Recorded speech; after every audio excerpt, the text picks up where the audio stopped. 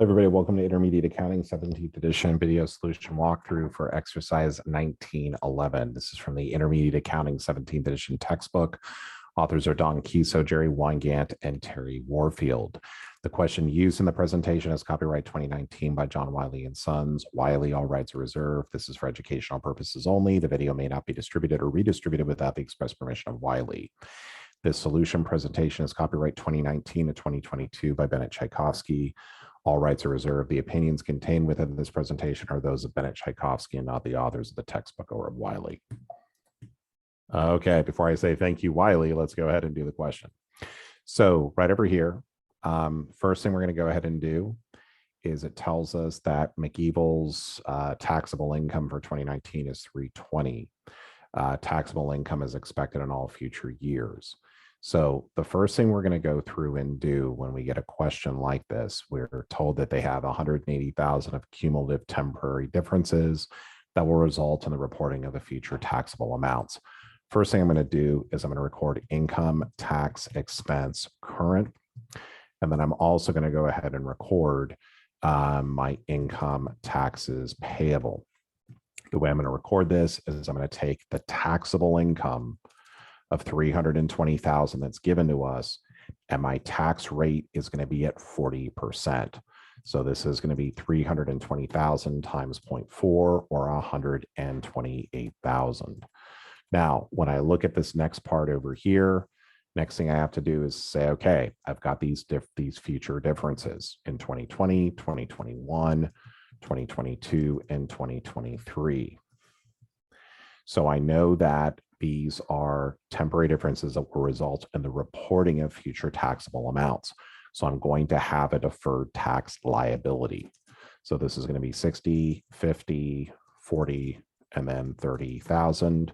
Just want to make sure that these add up to 180, which they do. So my tax rate for 2020 and 2021 are 0.3. For 2022, it's 0.25 and then 0.25. So my tax liability is going to be 60,000 times 0.3. Let's make these nice, beautiful dollar signs. So I've got 18,000, 15, 10, and 7,500. When I add up all these amounts, I get to a deferred tax liability of 50,500. Now, in order for me to balance this, what I'm going to need to do is I'm going to have an income tax expense deferred. Okay, and my deferred income tax expense is going to be this, what I need to go through and balance the entry. So this is what I do for part A. Now, prepare the journal entry, but we're now going to assume there was a beginning balance in the deferred tax liability account of $22,000. So these are Ingrid's T accounts, so my favorite expression. So right over here, my beginning balance was 22,000. Now, and this was at the beginning of, so the 1/118 is 1/119. At the end of 2019, what I'm doing over here is I'm saying, okay, so my deferred tax liability is going to be 50,500. Now, what do I need to do to get from 22 to 50,500? I need a credit for 28.5. So what's going to happen is how is this going to go through and change? Well, as I look at this over here, my income tax expense current is not going to change. This is still going to be 128,000.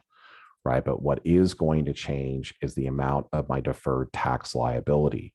This I need to get over here to 28,500. So my income tax expense deferred is going to be 28.5. So as I look at this here, again, one thing I want to share with you is that when I prepare the solutions, right, what Kiso is going to show is they're going to show income tax expense of 156.5. The reason why I do it this way, and over here, they're going to show 178,500. But again, the reason why I do it this way is that if we're coming down to a position where we have to go through and show an income statement reconciliation. I'm going to have to break out income tax expense between current and deferred. So this is the reason why I show it to you this way. You're coming up with the same result, just going to be looking a little bit different. But in any event, I want to thank you for joining me here today. I want to thank Wiley for allowing me to use their solutions and their questions. Very much appreciated. Please don't forget to like and subscribe. If you're looking for other solutions, please feel free to ask for them in the comments. Have a great day.